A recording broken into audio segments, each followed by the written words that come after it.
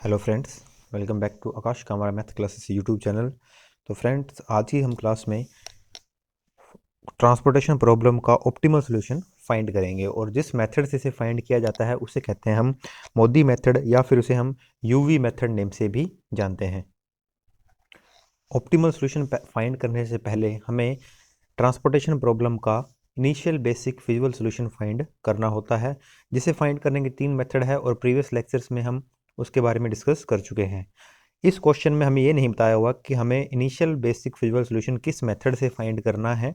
तो मैंने आपको बताया था कि अगर हमें मेथड ना बताया हो इनिशियल बेसिक फिजिबल सॉल्यूशन के लिए तो हम वोगल अप्रोक्सीमेशन मेथड से ही initial basic feasible solution find करते हैं, क्योंकि उससे जो हमारा आंसर आता है वो ऑप्टिमलिटी के करीब ज़्यादा होता है।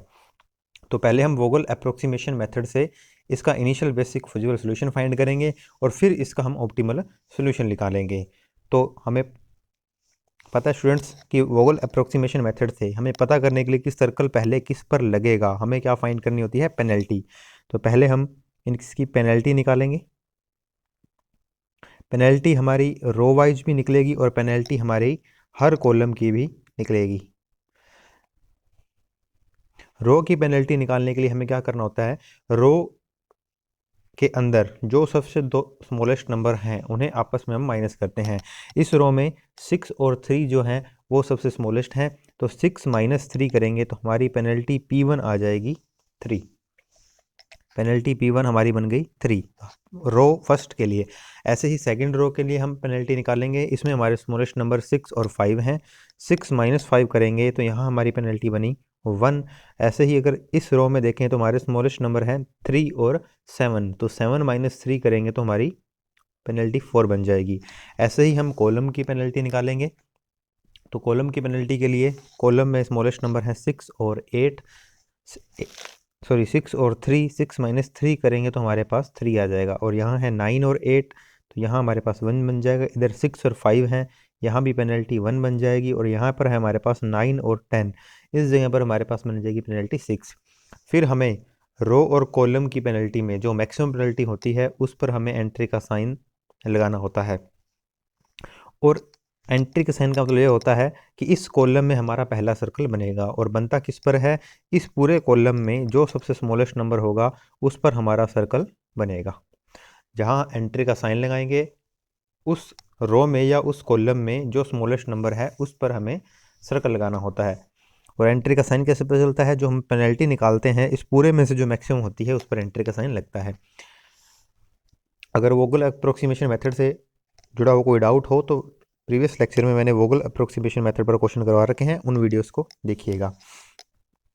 3 के स्टूडेंट इस तरफ सप्लाई है, 18 डिमांड है, 13 हमें पता है जो स्मॉलेस्ट नंबर होता है वो हम यहाँ लिखते हैं। तो 13 दोनों में स्मॉलेस्ट है, 13 लिखा जाएगा। यहाँ हमारे पास 0 बन जाएगा और इस जगह पर हमारे पास आ जाएगा 5। 0 के सामने बचे हुए जो नंबर हों जिन पर सर्कल नहीं लगा हुआ होता है उन पर हम डॉट डॉट लगा देते हैं कि अब इन पर सर्कल आगे लगेगा भी नहीं। नेक्स्ट सर्कल का पता करने के लिए हमें पेनल्टी P2 निकालनी पड़ेगी, रो वाइज और कॉलम वाइज। तो रो के लिए अब हम इस रो को कंसीडर नहीं करेंगे क्योंकि इन दोनों को हम छोड़ चुके हैं और इस पर सर्कल लग चुका है। तो अब रो में स्मॉलेस्ट नंबर है हमारा 8 और 6, तो पेनल्टी आई 8 माइनस 6 2, 6 माइनस 5 1, स्मॉलेस्ट नंबर को माइनस करना होता है। 7 माइनस 3 4। कॉलम के लिए अगर देखें तो कॉलम पहले भी यही 3 हमारे पास डिजिट से नंबर थे, अभी भी वही नंबर हैं। तो यहाँ स्मॉलेस्ट है 6 और 3 माइनस करेंगे तो 3 आ जाएगा। यहाँ हमारे पास 9 और 8 स्मॉलेस्ट है, 9 माइनस 8 1, और 6 माइनस 5 करेंगे तो 1 आ जाएगा। यहाँ हमारी पेनल्टी नहीं निकलेगी क्योंकि इसे हम छोड़ चुके हैं। अब P2 पेनल्टी में देखें तो हमारी जो मैक्सिमम है ये 4 है, 3 1 1 2 1 4 में मैक्सिमम 4 है हमारा, तो इस पर हम एंट्री का साइन लगाएंगे। और इन तीनों में से, क्योंकि इस पर तो डॉट लग चुका है यहाँ सर्कल बनेगा नहीं, इन तीनों में से किसी एक पर सर्कल लगेगा और लगता किस पर है, लोवेस्ट नंबर पर। जो लोवेस्ट नंबर होगा उस पर हम सर्कल लगाएंगे। तो 3 के अगर हम इस तरफ देखें तो 15 है, सामने देखें तो 18 है, यहाँ पर हमारे पास 15 आ जाएगा जो स्मॉलेस्ट नंबर होता है। 15 कट करेंगे तो ये 0 हो जाएगा और यहाँ रह जाएगा हमारे पास 3। ये 0 है तो अब इसके ऊपर जो हमारे दो नंबर हैं इन पर हम सर्कल नहीं लगाएंगे, ना ही पेनल्टी फाइंड करने में काउंट करेंगे। तो अब नेक्स्ट सर्कल के लिए पेनल्टी P3 निकालनी पड़ेगी। दो ही नंबर बचते हैं इस रो में, 9 माइनस 6 3 आ जाएगा, 11 माइनस 5 6 आ जाएगा, 8 माइनस 7 1 आ जाएगा। ऐसे ही कॉलम में पेनल्टी जो निकलेगी वो होगी हमारी P3। तो P3 के लिए हम यहाँ तो पेनल्टी निकलेगी नहीं क्योंकि इन दोनों को कंसिडर करना नहीं है और इस पर सर्कल लग चुका है। वैसे इसे भी नहीं कर रहे हैं तो इन दो जगहों पर तो पेनल्टी निकलेगी नहीं। यहाँ स्मॉलेस्ट नंबर 9 और 8 है तो पेनल्टी 1 आ गई। यहाँ 6 और 5 स्मॉलेस्ट नंबर है तो पेनल्टी 1 आ जाएगी। तो अब अगर P3 में देखें तो मैक्सिमम पेनल्टी हमारे पास 6 है जिस पर हम एंट्री का साइन लगाएंगे। इस पर गए, इसमें स्मॉलेस्ट है 5, 5 पर सर्कल लगेगा, 5 के इस तरफ 12 है, यहाँ 20 है तो हमारे पास 12 आ जाएगा इस जगह पर, ये हो गया 0 और यहाँ आ जाएगा हमारे पास 8। अब ये 0 आ गया है तो नेक्स्ट हम इन पर नहीं लगाएंगे सर्कल, 7 और 6 को काउंट नहीं करेंगे। अब क्योंकि एक ही कॉलम रह गया तो अब हमें पेनल्टी निकालने की ज़रूरत नहीं है। इनमें सबसे लोवेस्ट है 8 तो नेक्स्ट सर्कल किस पर लगेगा, 8 पे लगेगा। 2/2 की रह जाए या फिर एक रो या एक ही कॉलम रह जाए तो स्मॉलेस्ट नंबर पर ही लगा देंगे, फिर दोबारा से पेनल्टी काउंट करने की ज़रूरत नहीं है। यहाँ हमारे पास एक ही कॉलम रह गया था तो हम क्या करेंगे, इसमें से स्मॉलेस्ट नंबर 8 है, 8 पर हमने सर्कल लगा दिया। 8 के सामने है 3, इस तरफ है 16 तो यहाँ आ जाएगा 3, कट करेंगे तो ये हो जाएगा 0 और यहाँ हमारे पास रह जाएगा 15। ये 0 हो गया, दोनों पर डॉट लगे पड़े हैं, सर्कल भी बने हुए हैं। तो अब देखते हैं नेक्स्ट, स्मॉलेस्ट नंबर है 9, 9 के इस तरफ है 5, नीचे है 15 तो यहाँ आ जाएगा 5, ये हो जाएगा 0 और यहाँ पर हमारे पास रह जाएगा 10। यहाँ स्टूडेंट जब हमने 8 पर 3 लगाया था तो यहाँ 3 कट करेंगे तो हमारे पास रह जाएगा 13। यहाँ एक मिस्टेक हुई थी, 3 कट करने के बाद 13 रह जाएगा। नेक्स्ट जब 9 पर हमने लगाया 5 तो 13 में से 5 कट किया है अब हमने तो यहाँ 8 रह जाएगा। ये शायद आपको मिस्टेक पहले पर चल गई होगी। लास्ट नंबर है 11, 11 के इस तरफ भी 8 है हमारे पास और यहाँ भी क्या है, 8 है तो यहाँ हम 8 लगा देंगे। 8 कट करेंगे, ये हमारे पास 0 हो जाएगा और यहाँ भी इसमें भी क्या रह जाएगा, 0 रह जाएगा। तो हमारे पास टोटल डिमांड भी 0 है, टोटल सप्लाई भी 0 आ गई है। एक चीज़ है जो सबसे पहले क्वेश्चन में करनी चाहिए, हमें चेक करना चाहिए कि ये हमारी जो ट्रांसपोर्टेशन प्रॉब्लम है बैलेंस्ड है या अनबैलेंस्ड। उसके लिए क्या करते हैं, सप्लाई का टोटल करते हैं और डिमांड का टोटल करते हैं। ये सबसे पहले चेक करना चाहिए जो कि हमने नहीं किया था। सप्लाई में हमारे पास बन जाएगा 36 20 56। अब हमें ये चेक करना है डिमांड कितनी है, तो 15 और 16 31, 12 करेंगे तो 43 और 13 ऐड करेंगे तो 56 हो जाएगा। तो क्योंकि ये बैलेंस ट्रांसपोर्टेशन प्रॉब्लम थी इसलिए हमारे पास लास्ट में सप्लाई भी क्या रहेगी, 0 और यहाँ पर हमारे पास डिमांड भी क्या रहेगी, 0। एक हमारे पास यहाँ चेक करना था कि जब हमने 8 पर सर्कल लगाया था इस तरफ था 3 और इस तरफ था 16, 3 हमने यहाँ लगा दिया था और यहाँ जब 3 कट करेंगे ये 0 हो जाएगा और ये 16 माइनस 3 13 हो जाएगा, जो कि पहले मैंने 15 कर दिया था। फिर उसके बाद 9 पर लगाया था, 9 के इस तरफ 5 था, 13 में से 5 कट गया तो 8 रह गया था। अब हम इसकी टोटल मिनिमम कॉस्ट फाइंड करेंगे। टोटल मिनिमम कॉस्ट, ये हमारे पास आएगी 3 का मल्टीप्लाई 15 से होगा प्लस 9 का मल्टीप्लाई 5 से, 11 का मल्टीप्लाई 8 से, 8 का मल्टीप्लाई 3 से, 5 का मल्टीप्लाई 12 से और लास्ट हमारे पास 3 का मल्टीप्लाई होगा 13 से। फर्स्ट बनेगा 45, 45, 88, 24, यहाँ आ जाएगा हमारे पास 60 प्लस 39 और इसे अगर हम ऐड करें तो ये हमारे पास बन जाएगा 301, जो कि है हमारा इनिशियल बेसिक फिजिबल सॉल्यूशन। ये है हमारा प्रारंभिक हल है। अब हमें इसकी ऑप्टिमिलिटी की जांच करनी है। तो इनिशियल बेसिक फिजिबल सॉल्यूशन हमने वोगल अप्रोक्सीमेशन मेथड से निकाला है जो कि 301 आया है। तो अब हम इसकी चेक करेंगे ऑप्टिमिलिटी। तो हमने हेडिंग डाली है ऑप्टिमिलिटी। ऑप्टिमिलिटी चेक करने के लिए सबसे पहले हमें ये चेक करना होता है स्टूडेंट्स कि ये जो हमारा आंसर आया है ये अपभ्रष्ट डीजेनरेट है या नहीं। डीजेनरेट हमारा नहीं होना चाहिए और इसके लिए हमें दो काम करने होते हैं। फर्स्ट तो ये हमारे पास कि total number of allocated cell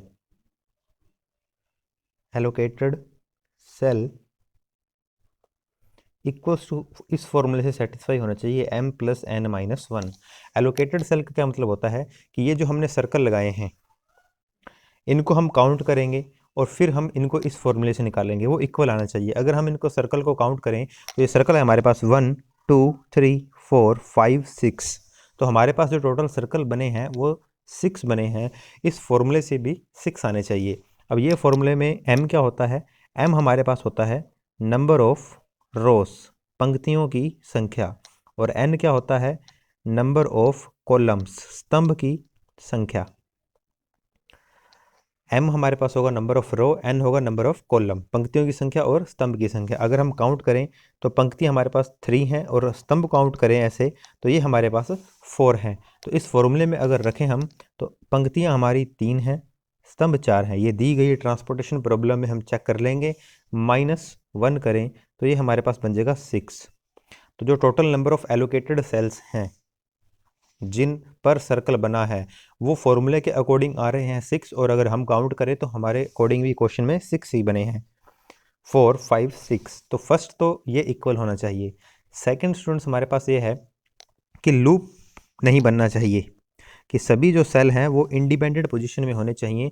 उसके लिए हम एक इस तरह से टेबल बनाएंगे। हमारे पास जो रो थी वो 3 थी, तो मैंने 1 2 और 3 रो बना दी, और 4 कॉलम थे तो 1 4 1 2 3 4 हमने कॉलम बना दिए। अब हमें ये देखना है कि सर्कल कहाँ कहाँ थे। तो अगर हम ऊपर टेबल में चेक करें तो हमारे पास फर्स्ट रो में सेकंड और फोर्थ प्लेस पर सर्कल बना था, तो हम यहाँ पे क्या करेंगे, सेकंड और फोर्थ प्लेस पर स्टार बना देंगे। ऐसे अगर हम देखें सेकंड रो में हमारे पास सेकंड और थर्ड प्लेस पर स्टार बना था, तो हम सेकंड और थर्ड प्लेस पर स्टार बना देंगे। थर्ड रो में चेक करें तो थर्ड रो में हमारे पास फर्स्ट और सेकंड प्लेस पर स्टार बना था, तो हम फर्स्ट और सेकंड प्लेस पर स्टार बना रहे हैं। यहाँ तक तो जो हमारा इनिशियल बेसिक फिजिबल सॉल्यूशन था, क्वेश्चन हम काफ़ी कर चुके हैं। अब हम ऑप्टिमिलिटी की जांच कर रहे हैं। तो ऑप्टिमिलिटी की जांच के लिए फर्स्ट स्टेप तो ये होता है, सबसे पहले ये चेक करना कि जिन पर सर्कल बना है वो सेल इस फॉर्मूले से मैच करें। हमने काउंट किए वो 6 थे और इस फॉर्मूले से भी वो 6 निकल रहे हैं। m होता है हमारा नंबर ऑफ रो, पंक्तियों की संख्या, और n होता है नंबर ऑफ कॉलम, स्तंभ की संख्या। सेकंड जो चीज़ हमें चेक करनी है, उसके लिए जो जो एलोकेटेड सेल हैं हम वैसे एक टेबल बनाएंगे और उन पर स्टार बना देंगे। अब हमें ये देखना है कि बंद लूप नहीं बनना चाहिए। बंद लूप से मतलब है स्टूडेंट्स कि इस तरह का कोई लूप ना हो। ऐसे ये बंद लूप है हमारे पास, तो इसमें देखें एक स्टार यहाँ पर है, इन जगहों पर स्टार है। अगर इस जगह पर स्टार होता तो ये लूप बंद हो जाता, या फिर इस जगह पर स्टार होता तो फर्स्ट सेकंड थर्ड फोर्थ ये लूप भी बंद हो जाता, या फिर इस जगह भी स्टार बनता तो फर्स्ट सेकंड थर्ड फोर्थ ये भी एक लूप बंद हो सकता था। तो ऐसा लूप नहीं बनना चाहिए। तो यहाँ अगर हम देखें तो कोई भी लूप कहीं से भी शुरू करें वो बंद नहीं होगा पूरा। जैसे यहाँ से यहाँ तक गए, अगर इस जगह भी स्टार होता तो फिर ये बंद हो जाता, इस जगह पर स्टार होता तो ये भी बंद हो जाता, या फिर हमारे पास स्टार इस जगह पर होता तो फर्स्ट सेकंड थर्ड फोर्थ भी बंद हो जाता। यहाँ पर किसी भी जगह हमारा लूप बंद नहीं हो रहा, तो इसका हमारा ये मतलब है ऑल एलोकेटेड सेल्स जिन पर सर्कल बना था, all allocated cells are in independent position, कि सभी के सभी जो हमारे एलोकेटेड सेल्स हैं वो इंडिपेंडेंट पोजीशन में हैं। अगर ये दो सिचुएशन हो जाती हैं, फर्स्ट तो हमारा फॉर्मूले से मैच कर जाए, m प्लस n माइनस 1 से टोटल सर्कलों की संख्या मैच कर जाए, और सेकंड ये है कि हमारे लूप ना बने, यानी कि सभी एलोकेटेड सेल क्या हो, इंडिपेंडेंट हो। तो इसका हमारा ये मतलब होता है सॉल्यूशन इज नॉन डीजेनरेट। जो हमारा हल आया था इनिशियल बेसिक फिजिकल सॉल्यूशन, ये अपभ्रष्ट नहीं है, हल अपभ्रष्ट नहीं है। तो यहाँ से कई केस बनते हैं कि हो सकता है किसी क्वेश्चन में ऐसा हो जाए कि हमारे ये नंबर इक्वल ना हो तो उसमें अलग केस बनेगा, या यहाँ लूप बन जाए तो उसका अलग केस बनेगा। अभी ये जो क्वेश्चन कर रहे हैं इसमें नंबर भी इक्वल आ गए हैं और लूप भी बन गया है। सबसे पहले लूप नहीं बना है। सबसे पहले ऑप्टिमिलिटी की जांच करते वक्त इन्हीं दो चीज़ों का हमें ध्यान रखना होता है। तो अब स्टूडेंट नेक्स्ट हमें ऑप्टिमिलिटी फाइंड करने के मोदी मेथड में UI और VJ की वैल्यू फाइंड करनी होती है। तो हमने हेडिंग दी है now to calculate UI and VJ for allocated cells, और इसका हमारे पास फॉर्मूला होता है UI plus VJ equals to CIJ। इस फॉर्मूले से करना होता है। मैं नेक्स्ट टेबल बनाता हूँ, फिर समझेंगे कि ये कैसे कैलकुलेट किया जाता है। तो स्टूडेंट्स दोनों पॉइंट सेटिस्फाई होने के बाद हमें क्या करना होता है, UI और VJ की वैल्यू निकालनी होती है एलोकेटेड सेल्स के लिए, यानी कि जिन पर हमारा सर्कल बना है उन सेल्स के लिए हमें UI और VJ की वैल्यू कैलकुलेट करनी होती है। तो सर्कल जिन जिन सेल पर बना है हम उन्हें देखते हैं। हमारे पास सर्कल बना है 9, 11, 8, 3, 5 और 3 पर। तो इन पर सर्कल बना है, हम उन सेल्स को यहाँ पर लिख देंगे जिन जिन के लिए हमारा सर्कल बना है। तो यहाँ पर हमारा था 9, 11, 8, 3, 5, 3। हेडिंग हमारी एलोकेटेड सेल्स के लिए। तो जो एलोकेटेड सेल्स थे मैंने उनको लिख दिया। हम जो क्वेश्चन दिया होगा उसके अकॉर्डिंग उतनी रो बना लेंगे, उतने ही कॉलम बना लेंगे। जहाँ जहाँ वो सेल एलोकेटेड थे उन जगह पर उन्हें लिख देंगे। अब इस जगह पर हमारे ये जो कॉलम होता है इसमें हमारे U की वैल्यू आती है। तो यहाँ हमें U1, U2, U3 की वैल्यू मिलेगी। और ये जो हमारी रो है इसमें हमें V1, V2, V3 की वैल्यू मिलेगी। तो ये हमें V1, V2, V3 और V4 की वैल्यू मिलेगी। फॉर्मूला हमारे पास जो कैलकुलेट करने का है वो UI plus VJ equals to CIJ। अब हमें ये ध्यान रखना होता है इसके अंदर कि हम देखें अगर फर्स्ट रो में कितनी एंट्रीज हैं, सिर्फ 2 हैं, 9 और 3 की। सेकंड रो में एंट्रीज हैं 11 और 5 की। थर्ड रो में है 3 और 8 की। कॉलम वाइज देखें तो इसमें 3 एक ही एंट्री है, इसमें 3 एंट्री हैं और इसमें एक और इसमें भी एक। तो रो और कॉलम में से जिसमें भी सबसे ज़्यादा एंट्रीज होंगी पहले हम उन्हें चुनेंगे। अगर हम रो में देखें तो 2 एंट्रीज 2 एंट्रीज 2। कॉलम में देखें तो इस कॉलम में 3 एंट्री हैं, एक 9 की, एक 11 की और 8 की। तो जिस रो या कॉलम में ज़्यादा एंट्रीज होंगी हम उसे चुनेंगे। तो यहाँ हमें किसे चुन रहे हैं, सेकंड कॉलम को चुन रहे हैं। उस वैल्यू को उसके सामने लिख दीजिए। यहाँ आ जाएगा 9, यहाँ आ जाएगा 11 और यहाँ आ जाएगा 8। मान लीजिए अगर इस रो में 4 एंट्रीज होती तो फिर हम इस रो को चुनते, 3 यहाँ आ जाता, 8 यहाँ आ जाता, यहाँ वाली वैल्यू इस जगह पर आ जाती और यहाँ वाली वैल्यू इस जगह पर आ जाती। या फिर इस रो में 4 एंट्रीज होती तो फर्स्ट वैल्यू यहाँ आती, सेकंड यहाँ आती, थर्ड इस जगह पर और फोर्थ V4 पर आती। कॉलम में अगर ज़्यादा एंट्रीज आएंगी तो वो सामने जाएंगे वो सामने ही। अगर रो में है तो वो इधर इस जगह पर आ जाएंगे, अगर कॉलम में है तो सामने चले जाएंगे। एंट्रीज ज़्यादा देखनी है। तो हमें U1, U2, U8, 3 की वैल्यू मिल गई। उसे हम इन फॉर्मूलों में रखेंगे जिससे कि हमारा V भी कैलकुलेट हो जाएगा। तो अगर फॉर्मूले में देखें स्टूडेंट्स, हमारे पास U1 की वैल्यू है। ये जो अंदर पड़े हैं इन्हें हम क्या बोलते हैं, CIJ। ये जो 9, 11, 8, 3, 5, 3 ये किसकी वैल्यू है, CIJ की। U की वैल्यू भी हमें मिल गई। तो फाइंड करने वाला सिर्फ एक रह गया है VJ, इसे हम कैलकुलेट कर लेंगे। ये है C11, C12, C12। तो फॉर्मूले में हमारे पास C12 है। यहाँ जो आगे पड़ा है वो I है, यहाँ I की वैल्यू पड़ी है। तो यहाँ I की वैल्यू 1 है तो U की वैल्यू क्या हो जाएगी, 1 प्लस V की वैल्यू J है, सेकंड वाला इसमें क्या है 2, तो ये हो जाएगा 2। बस इस चीज़ का ध्यान रखना है, ये जो I है वो U के साथ जाएगा, जो J है वो V के साथ जाएगा। तो जो I की जगह पड़ा है वो U के साथ आ गया, जो J की जगह पड़ा है वो V के साथ आ गया। C12 ये C11, C12, C13, C14 जैसे हम मैट्रिक्स में देखा करते थे वो वाली वैल्यूज़ हैं। C12 की जगह हमारे पास पड़ा है 9। U1 की वैल्यू भी क्या है 9 प्लस V2। तो यहाँ से V2 की वैल्यू क्या आ जाएगी स्टूडेंट्स, हमारे पास 0 आ जाएगी।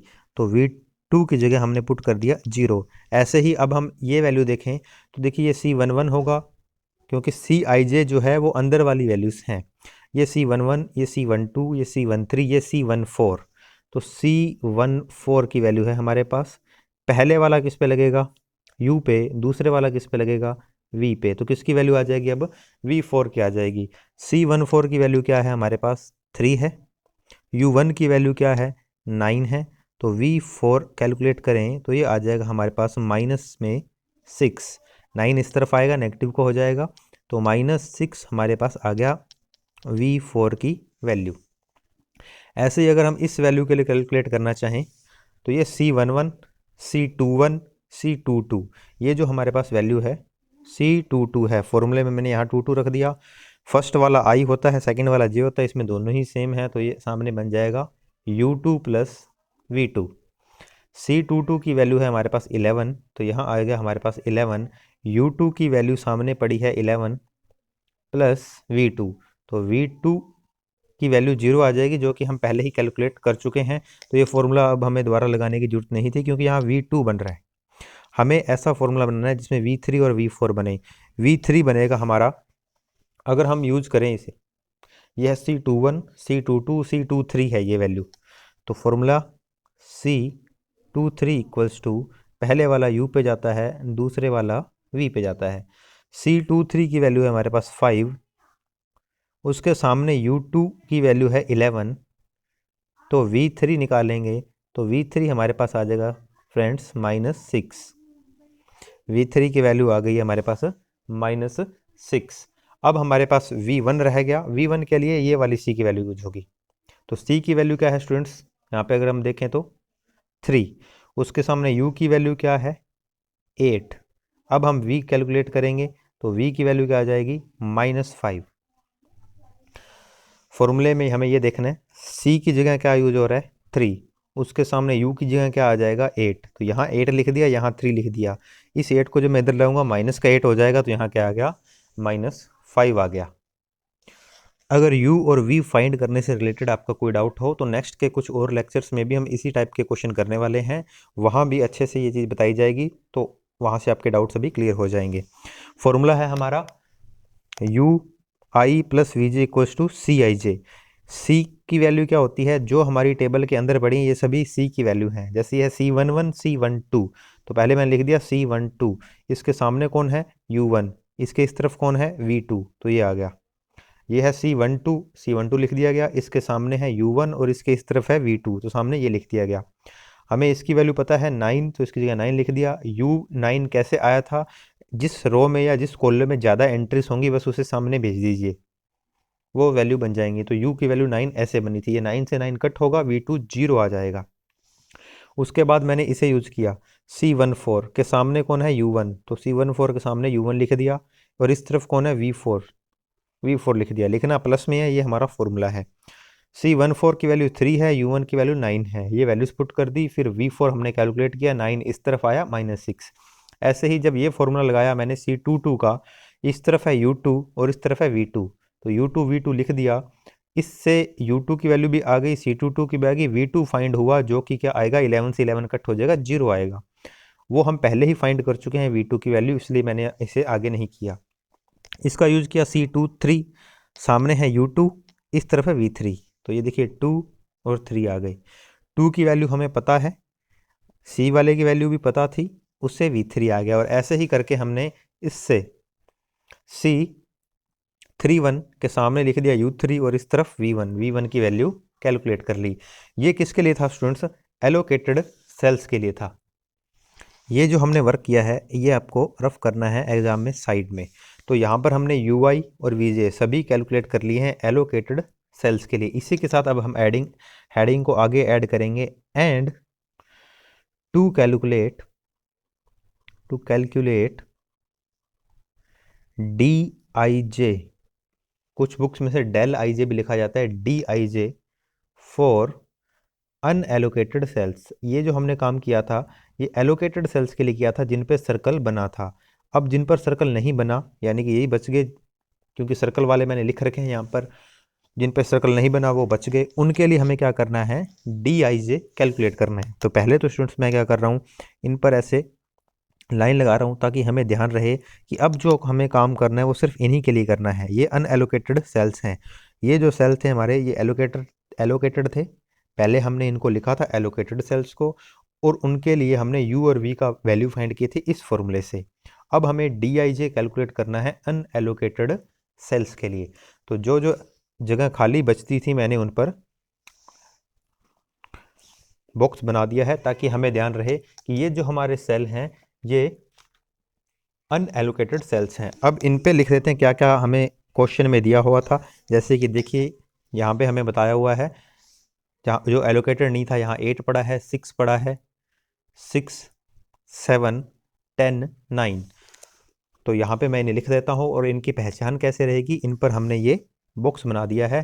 तो ये पहचान रहेगी कि ये अनएलोकेटेड सेल्स हैं, ताकि हम दोनों में कंफ्यूज ना हो जाए।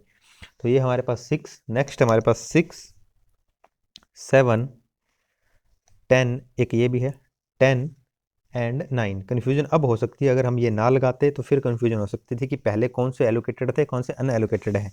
लेकिन अब हमें पता है कि ये वाले सेल्स जिन पे हमने ये बॉक्स बनाए हैं ये अनएलोकेटेड सेल हैं।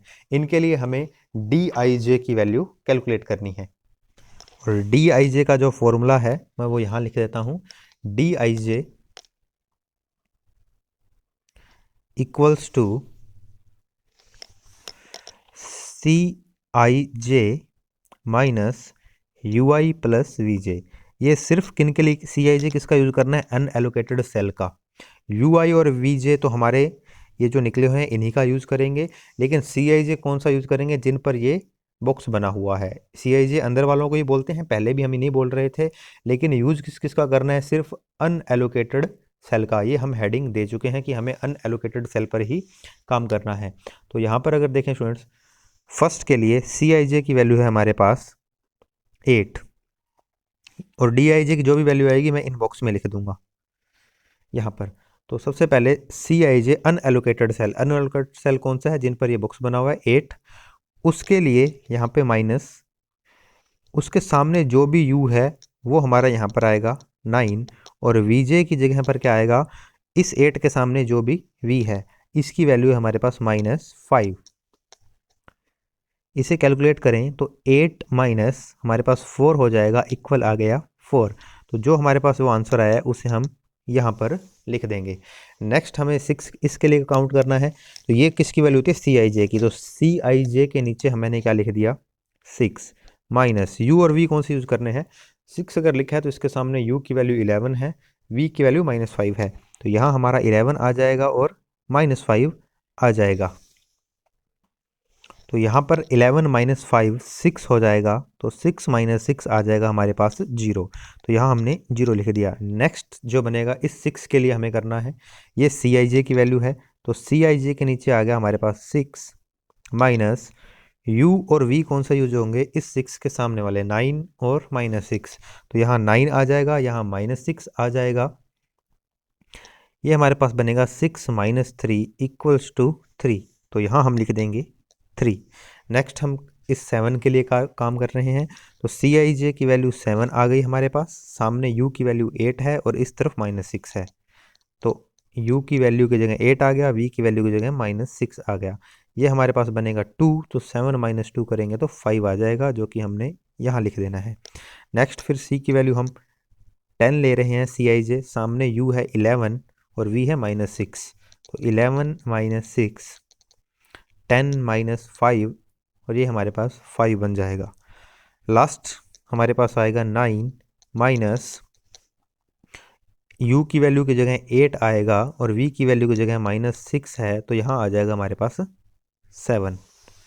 तो इस तरह से हम dij कैलकुलेट करेंगे। dij का जो फॉर्मूला है वो है Cij minus ui plus vj। dij का फॉर्मूला आ जाएगा हमारे पास Cij minus ui plus vj। इस फॉर्मूले से हम, अब चाहें तो फेयर पे काम कर लीजिएगा साइड में से, या फिर रफ पर काम करके एग्जाम में दिखा दीजिएगा, वो कैलकुलेट कर लेंगे। तो ये जो वैल्यूज़ आई हैं ये हमारी dij की वैल्यूज़ आई हैं। अगर हम यहाँ देखें तो सभी dij की वैल्यू 4, 3, 0, 5, 5, 7 या तो इक्वल 0 है या हमारे पास क्या है, सभी ग्रेटर देन 0 है। तो हम यहाँ पर बता देंगे कि फॉर ऑल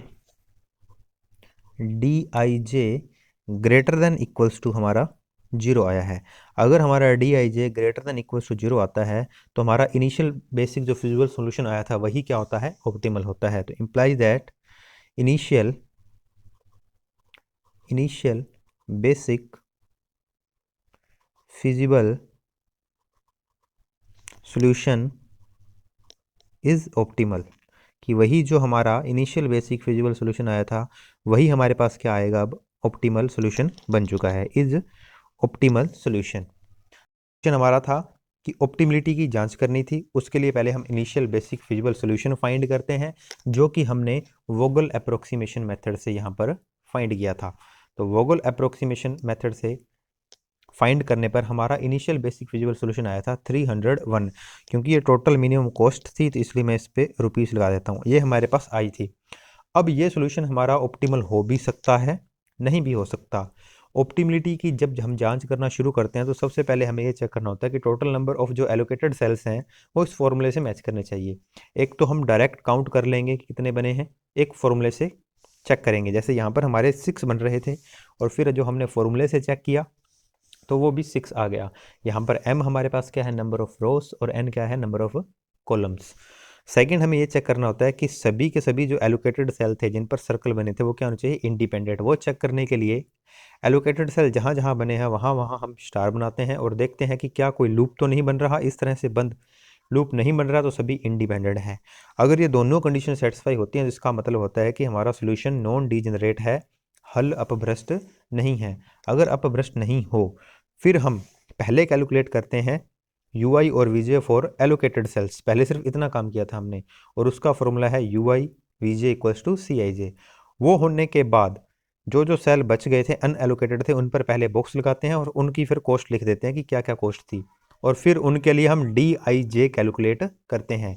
जैसे अब हमने डी आई जे कैलकुलेट किया उसे हम यहाँ लिखते हैं, फॉर्मूला डी आई जे का है C I J minus U I plus V J.